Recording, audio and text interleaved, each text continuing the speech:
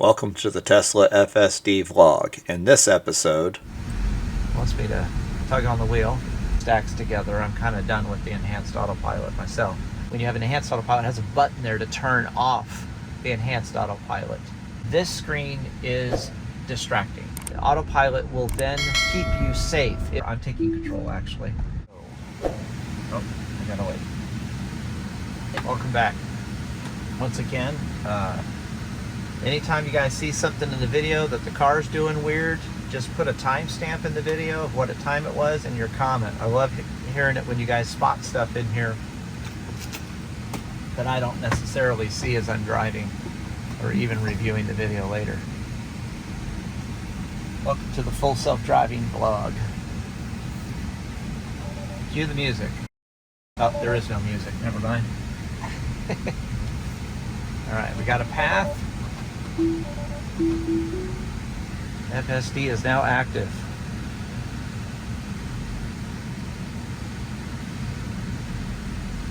It's very carefully making sure that there's nothing to worry about as we pull out here and there's no cars around.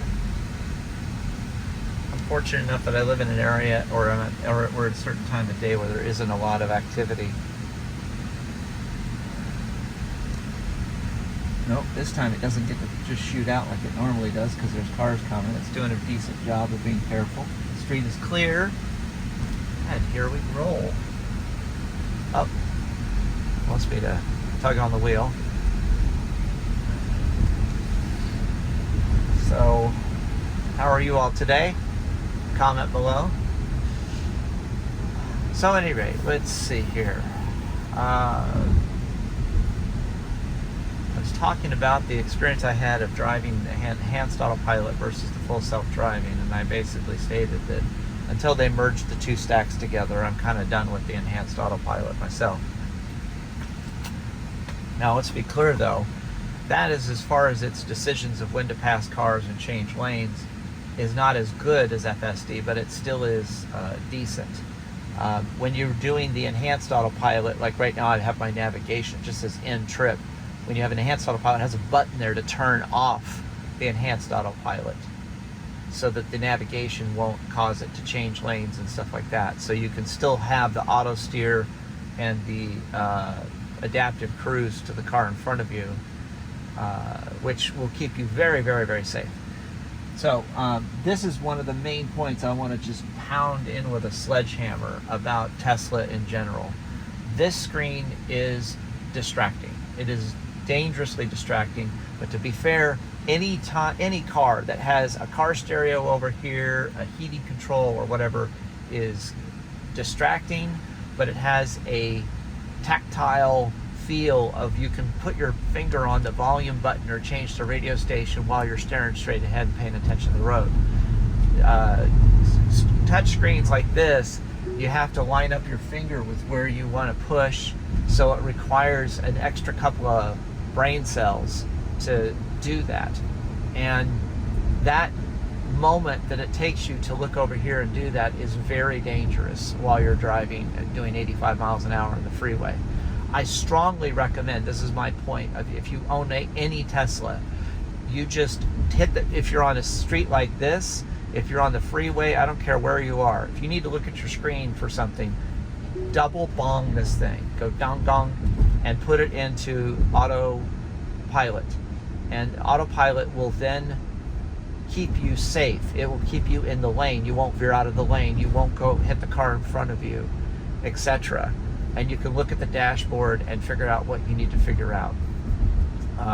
It's free in every Tesla, definitely worth the time and energy to learn how to do it. The only thing I would say is that when you push the stick down the first time, whatever speed you're at, it will match as a cruise control with adaptive.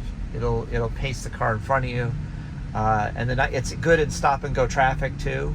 It will not only will it slow down and stop and go traffic, but it'll actually go when there's an opportunity to go. It doesn't wait for you to hit the accelerator like some cars do. And then the second bong puts the auto steer active, and in the case of FSD or enhanced autopilot or autopilot, it doesn't matter which one of those things you had.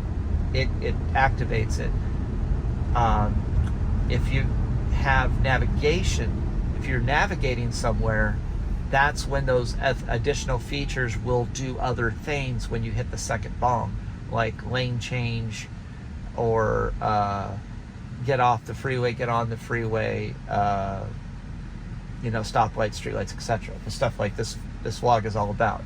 I use FSD, which basically works everywhere: parking lots, streetlights, residential areas, everything.